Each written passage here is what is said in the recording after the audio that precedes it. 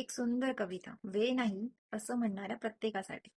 12 तासांचा प्रवास 4 तासांवर आला, तरीही माणूस म्हणतो वेळ नाही.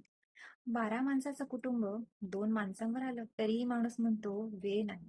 4 आठवड्यानंतर मिळणारा निरोप 4 सेकंदात मिळू लागला, तरीही माणूस म्हणतो वेळ नाही.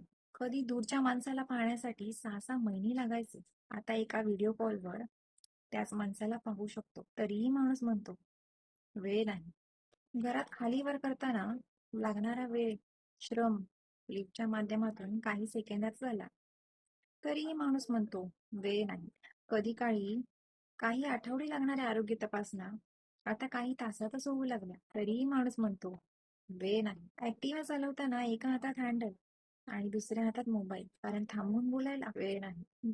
ट्रॅफिक जाम झाल्यावर 2 लेन ओलांडून तिसरी निर्माण करणारा माणूस, कारण वेळ नाही. वेळ नाही आई वडिलांना फोन करायला, वेळ नाही निसर्गात रमायला, वेळ नाही आपल्यासाठी जगायला. पण वेळ आहे IPL साठी, वेळ आहे नेटफ्लिक्स साठी, सटरफटर रील स्क्रोल करण्यासाठी, राजकारणावर भरघोस गप्पा मारण्यासाठी. वेळ नाही शांत बसून स्वतःबद्दल विचार करण्यासाठी, स्वतःला समजून घेण्यासाठी, ग्रंथांचं वाचन, स्वतःचे छंद जोपासण्यासाठी. एवढंच काय तर निखळ हसण्यासाठीही वेळ नाही. म्हणून चिंतन करण्यासाठी, मंदिरात जाऊन देवदर्शन करण्यासाठी, देवाचं नामस्मरण करण्यासाठीही वेळ नाही. एक दिवस वेळ निघून जाते आणि मग लक्षात येतं की वेळ होती, पण आपण मात्र वेळ नाही असं म्हणत स्वतःसाठी जगायला विसरलो. म्हणून आत्ताच ठरवा, स्वतःसाठी थोडा वेळ राखून ठेवा. नात्यांसाठी थोडा वेळ देऊन बघा.